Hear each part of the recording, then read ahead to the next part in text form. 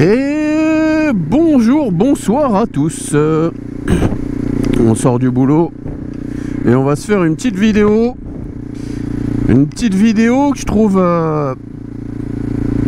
intéressante pour ma part, puisque je me pose la question. Alors est-ce que toi tu te poses la question aussi? J'en sais rien.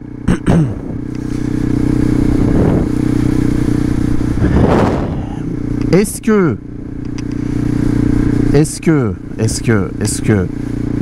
alors, quelle est pour toi la puissance qui caractérise qu'une moto est une moto sportive ou non? Quelle est la puissance qui caractérise pour toi une moto sportive? Une moto sportive, qu'est-ce que c'est? N'hésite pas à me dire en commentaire tout ça. N'hésite pas à me dire ce que c'est pour toi.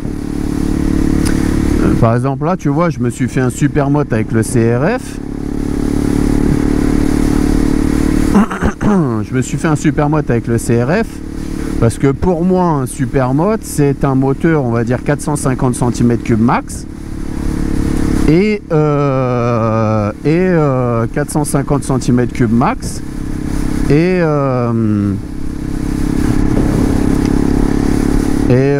qui doit être léger, genre dans les 120 kg, tu vois, ça a des caractéristiques pour chacun.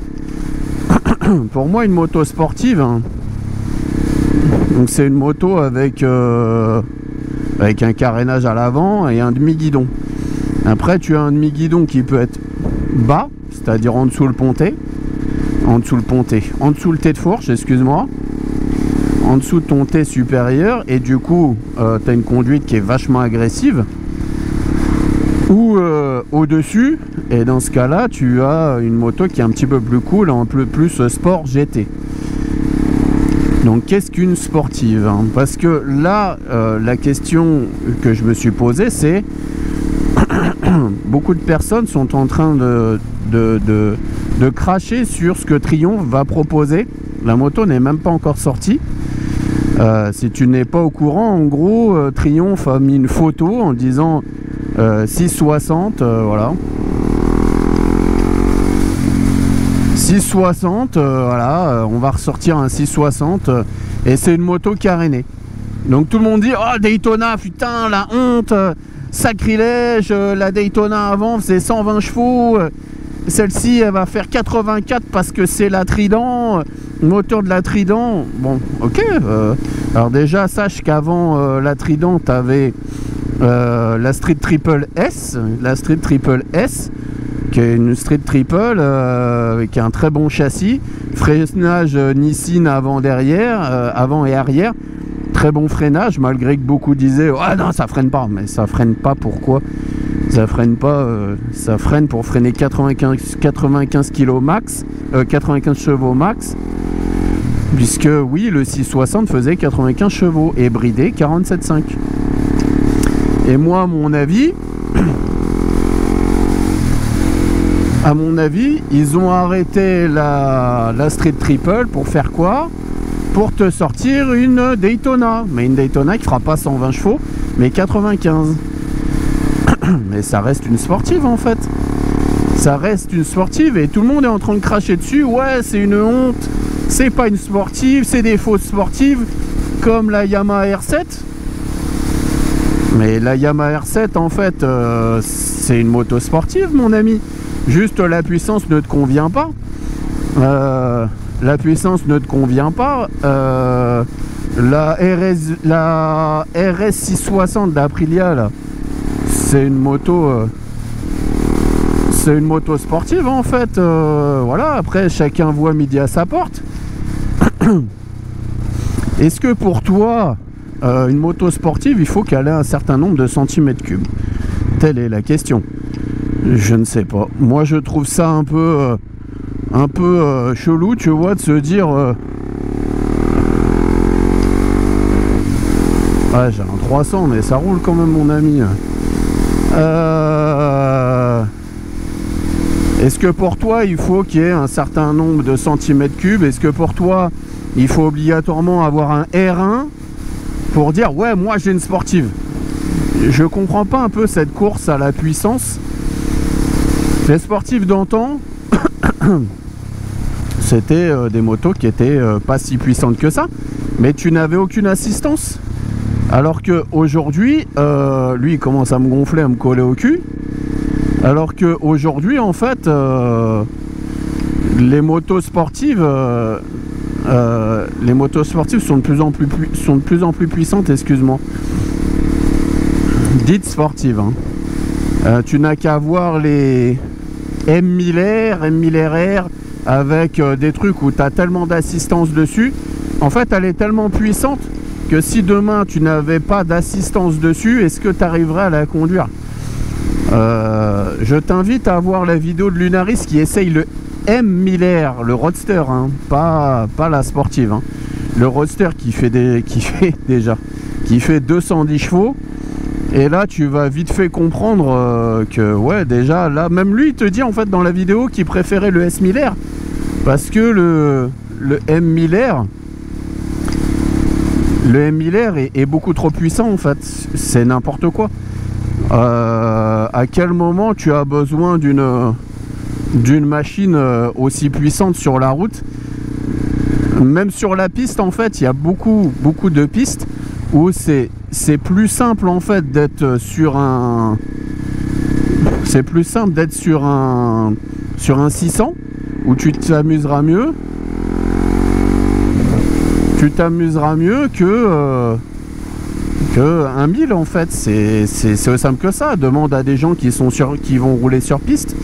Il y a juste sur les grandes lignes droites où ta machine en 600 va être un peu moins exaltante. T'as vu comment je parle correctement? Elle va être un peu moins incroyable puisque tu auras moins de pointes. Mais ces machines-là sont des sportives et 95 chevaux pour moi sur la route, ton permis tu le perds pareil. Hein.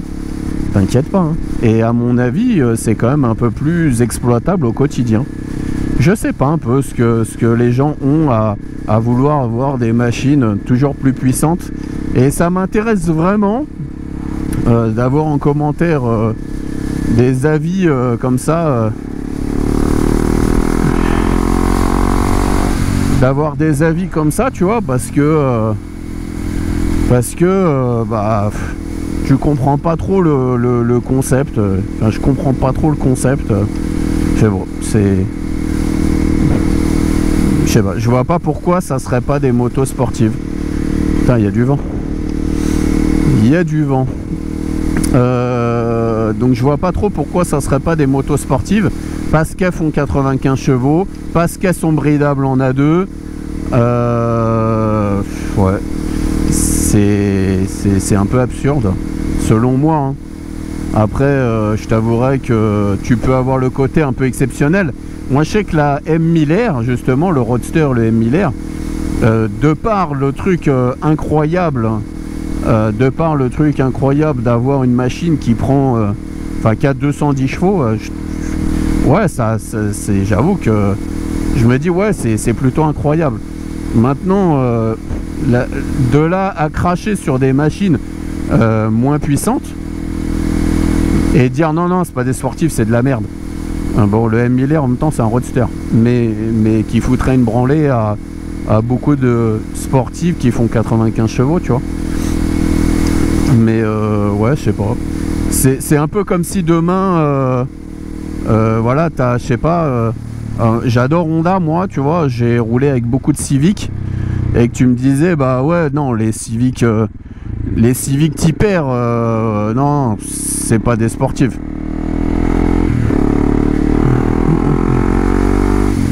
Les Civic type R, c'est pas des sportives. Ah bon? C'est dérivé d'une berline, dérivé d'une voiture, d'une citadine, d'une classe moyenne. Et c'est pas des sportives, ok. Donc il faut rouler obligatoirement en Lamborghini, tu vois. C'est ça en fait, les gars, vous avez perdu, j'ai l'impression que vous avez perdu un peu la notion de performance en fait. Quand tu prends un M1000RR, Ah, je pense qu'il y a rien qui passe devant quand même. Je parle en origine, hein, que le gars il a acheté un M3, M4, ce que tu veux là. Il a aucune chance. Hein.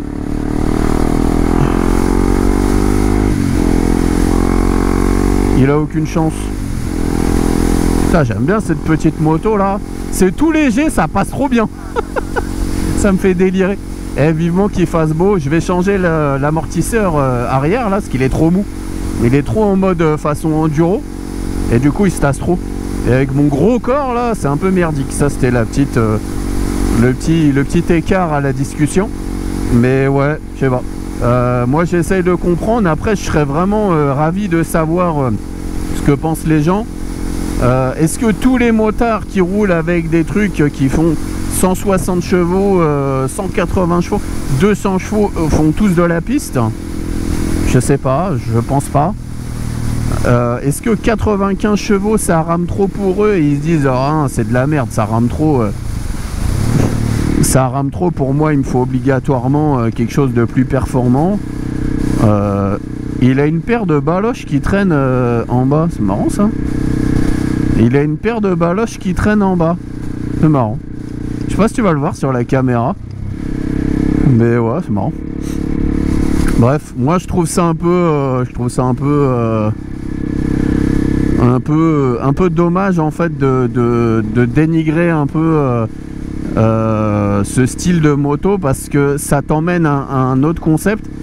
Et après on va arrêter avec ça, mais ça t'emmène à un autre truc, c'est que ça te met des motos qui sont de plus en plus chères en fait. Des motos qui sont de plus en plus chères parce que ça t'emmène des motos de plus en plus chères parce que bah, les gens les achètent tout simplement. Les gens demandent plus puissant. Pourquoi les M. Miller existent aujourd'hui? Bah parce que les gens te demandent tiens on va passer par là. Là je vais passer par là. Je suis chaud, je vais passer par là. La nuit, au milieu des champs, on va être bien. Donc ouais, c'est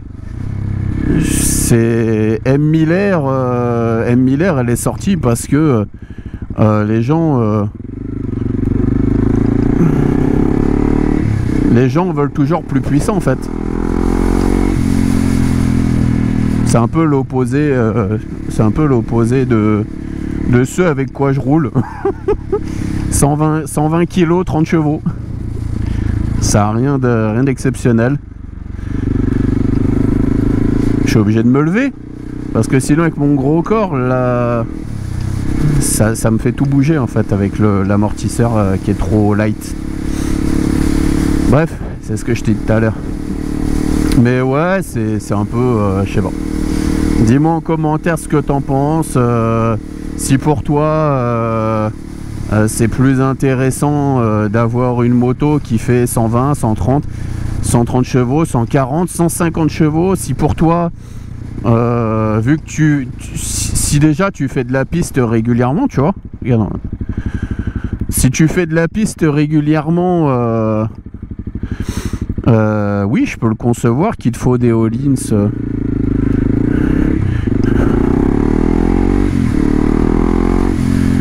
Qu'il te faut des all-ins. C'est marrant parce que l'embrayage est vraiment tout mou sur cette moto là. C'est un embrayage assisté chelou, je sais pas quoi là, de chez Honda là.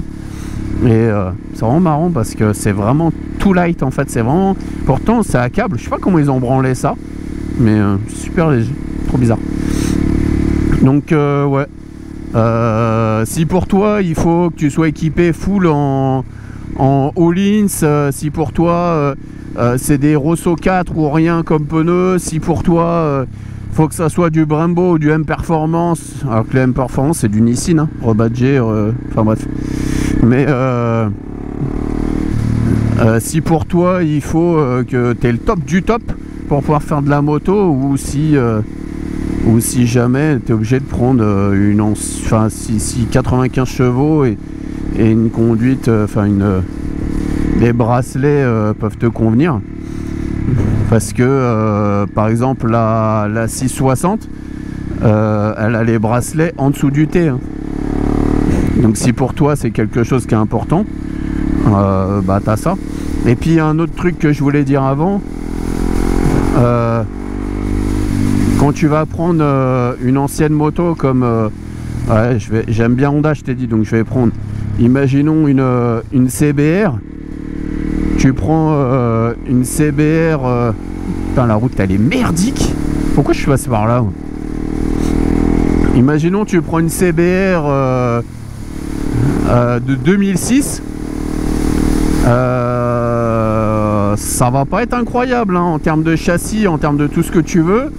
Je pense qu'à mon avis hein, si tu prends un CBR 600 ou R6 600, GSXR 600 de ces années-là, à mon avis, vaut mieux que t'aies un 95 chevaux avec un châssis récent avec tout ce qui va bien.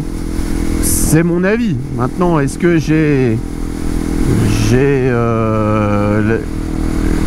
putain, mais pourquoi je suis passé sur cette route de merde? La route, il y a de la terre sur la route et tout, c'est de la merde. Bref, est-ce que j'ai la bonne parole et tout? Je pense pas. Oh, il y a du vent comme jamais. Je suis obligé de pencher avec ma merde super légère là. Je sais pas si tu le vois sur la vidéo. Bref. En tout cas, merci d'avoir regardé jusque là. Je pense que tu as dû abandonner avant. Si tu commandes, bah tant qu'à faire, ça fait avancer le schmilblick et j'essaye de te comprendre. Ça peut être... Oh putain, c'est un délire le vent. Et on va rouler tranquille. Et du coup, on va en rester là. On va se dire à très vite pour d'autres vidéos. Si toutefois... je rentre avec ces rafales de vent que je suis en train de me manger dans la gueule. Et cette route de merde. Allez, on se dit à très bientôt. Oublie pas, abonne-toi, mets un like, partage, commente. Fais-moi un bisou en commentaire. Si t'es arrivé jusque là, tu dis bisous. Allez, à bientôt, ciao ciao.